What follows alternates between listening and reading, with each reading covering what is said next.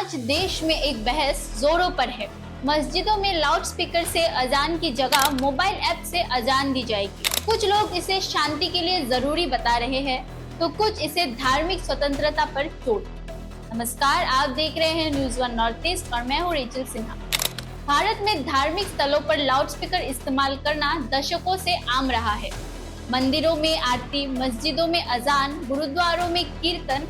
लेकिन इस सहज धार्मिक परंपरा को विवाद का रूप तब दिया गया जब राज ठाकरे ने महाराष्ट्र में ऐलान किया कि मस्जिदों में लाउड स्पीकर से अजान नहीं रुकी तो वो हनुमान चालीसा चलवाएंगे।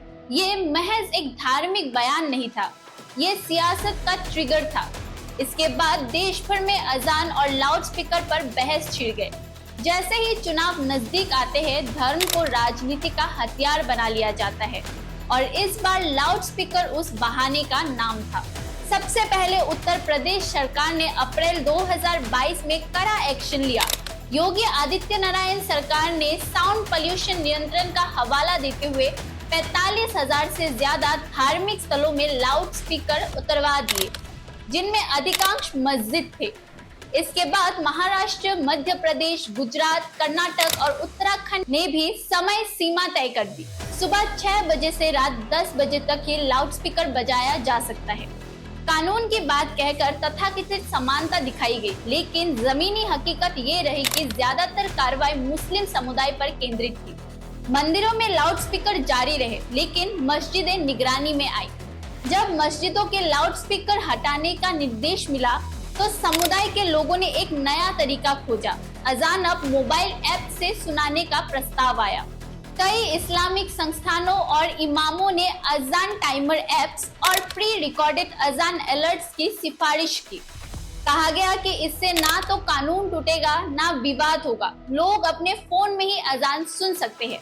लेकिन सवाल ये है, क्या धर्म को अब ऐप में बंद कर देना ही समाधान है?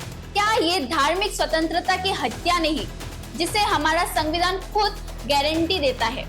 अनुच्छेद 25 के अनुसार भारत का हर नागरिक अपने धर्म को मानने, पालन करने और प्रचार करने के लिए स्वतंत्र है। तो फिर अजान पर बंदिश क्यों? अनुच्छेद 19 में लिखा है, हर व्यक्ति को अभिव्यक्ति की स्वतंत्रता है। क्या लाउड स्पीकर पर अजान अभिव्यक्ति नहीं है?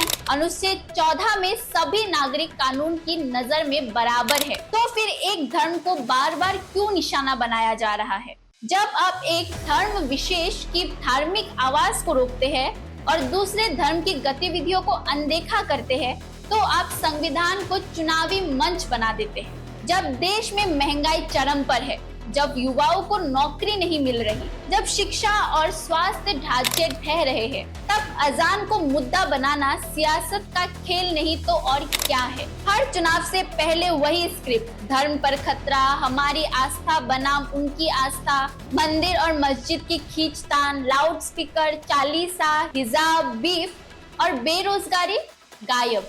ये एक पॉलिटिकल डाइवर्जन टेक्निक है। जनता के असली सवालों से ध्यान हटाओ, धर्म पर लड़वाओ और वोट बटोर लो। आज भारत में बेरोजगारी दर 8 से 9% के आसपास है।